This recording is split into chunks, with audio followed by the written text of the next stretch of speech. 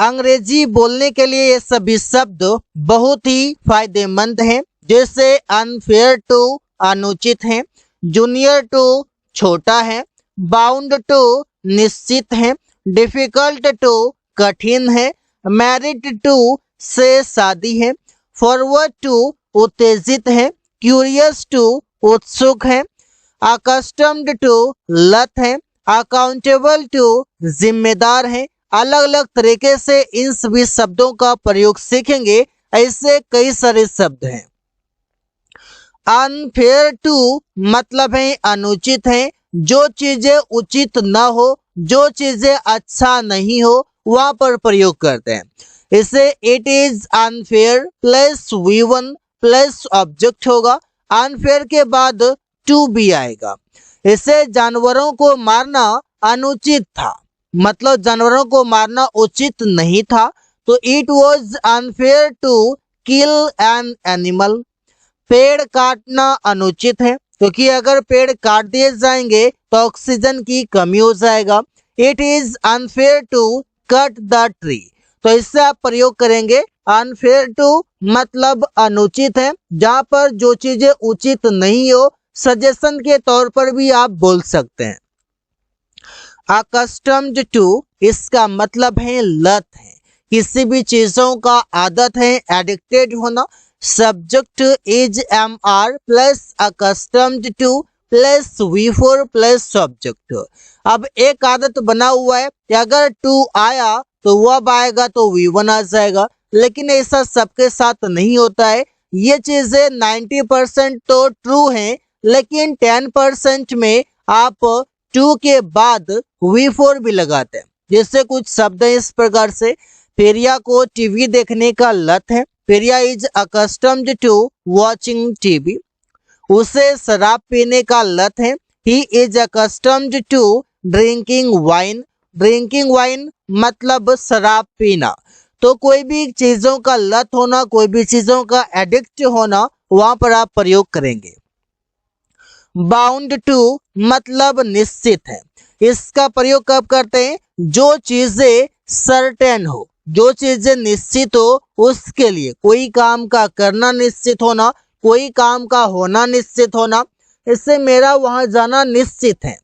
I am bound to go there. Subject होगा, इजमार होगा, इसके बाद बाउंड टू और टू के बाद V1 आएगा। रवि का अंग्रेजी सीखना निश्चित है। Ravi is bound to learn English. कोई काम का करना निश्चित है। इसे वारिस का होना निश्चित है, तो वहां पर भी आप प्रयोग करेंगे। सेटिस्फाइड विद मतलब है से संतुष्ट है। कोई भी काम से संतुष्ट होना, किसी भी व्यक्ति से संतुष्ट होना, वहां पर प्रयोग करेंगे। सब्जेक्ट होगा इजमार प्लस सेटिस्फाइड विद, इसके बाद ऑब्जेक्ट आएगा, मतलब यहाँ पर कोई नाउन आएगा। वो वहां जाकर संतुष्ट है, तो ही इज सेटिस्फाइड, वो संतुष्ट है।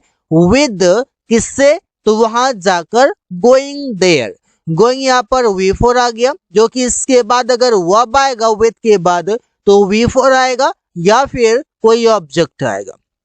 रिया यह खरीद कर संतुष्ट है। Riya is satisfied with buying this. Buying भी यहाँ पर V4 है। ऐसे आप प्रयोग कर सकते हैं। मैरिड टू मतलब है से शादी हुआ है।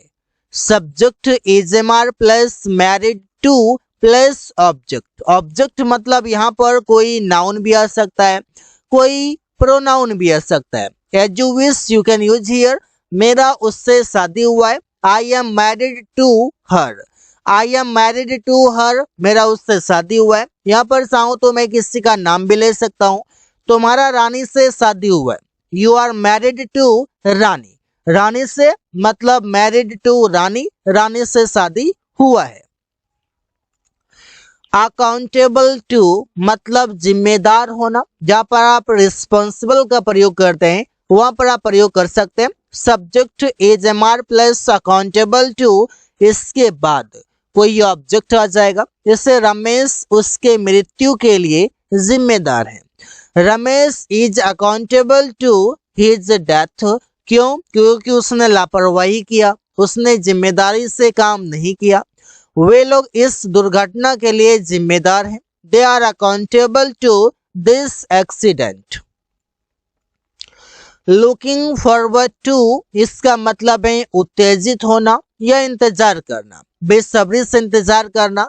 Subject is am are plus looking forward to, इसके बाद जो वर्ब आएगा वो वी फॉर में आएगा, इसके बाद ऑब्जेक्ट होगा। तुम नया कार खरीदने के लिए उत्तेजित हो। You are looking forward to buying a new car. यहाँ पर बाइंग वी फॉर आ गया जो कि टू के बाद आया हुआ है। रमेश बर्गर खाने के लिए उत्तेजित है। Ramesh is looking forward to eating the burger. तो ऐसा प्रयोग कर सकते हैं कई सारे अलग अलग सेंटेंसेस में। क्यूरियस टू, इसका मतलब है उत्सुक हूं। Subject is am are plus curious to plus V1 plus object होगा। वो अंग्रेजी बोलना सीखने के लिए उत्सुक है। He is curious to learn to speak English.